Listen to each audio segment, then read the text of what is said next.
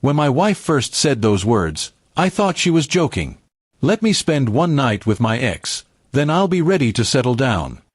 It sounded like something out of a cheap movie, not real life. But the look in her eyes told me she was serious. My heart dropped, and suddenly the room felt colder than ever before.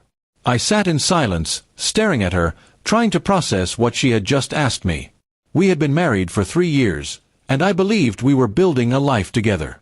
Her request wasn't just about one night, it was about respect, loyalty, and love. To me, it meant she had never fully left him, no matter what she told me. At first, I wanted to argue, to scream, to ask her if she had lost her mind. But instead, I just nodded slowly. Something inside me shifted that night. I realized that if she was even capable of asking me for permission to betray me, then I had already lost her. For the next few days, I watched her closely. She carried on as if nothing had happened, cooking, laughing, and talking to me about little things.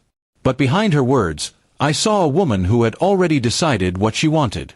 I played along, pretending everything was fine, but in my heart, I was making a plan. I started gathering evidence quietly, messages on her phone, her late-night calls, the subtle changes in her routine. She wasn't careful, maybe because she thought I was weak or too blinded by love to notice. But every lie she told me fueled my resolve. One evening, she told me she was going to stay at her sister's place. I knew it was the night she intended to meet her ex. Instead of stopping her, I let her go.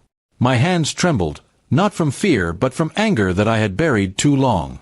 That night, while she was gone, I packed her things into boxes. The next morning, when she walked through the door, she looked surprised to see me awake. I was sitting at the table with a folder full of the proof I had collected. I slid it across to her without a word. Her face turned pale, and she tried to explain, but I cut her off. "You wanted one night with him," I said calmly. "Now you can have every night. Because you won't be coming back here." My voice was steady, but inside I was shaking with both pain and relief. She broke down crying, begging me to understand, claiming it was just closure, nothing more.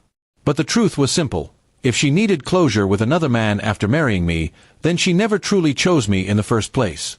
I walked away while she sobbed on the floor. I didn't look back. My heart was heavy, but I knew I had made the right decision.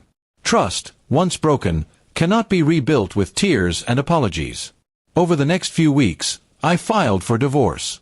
Friends and family tried to comfort me, telling me I was better off without her. At first, I didn't believe them.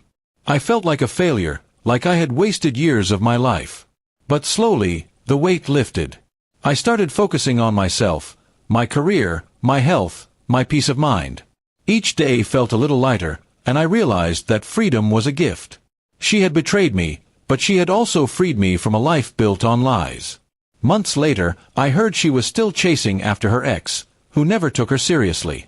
That was her choice, her path, and her punishment. I no longer cared. My life was moving forward, stronger than before.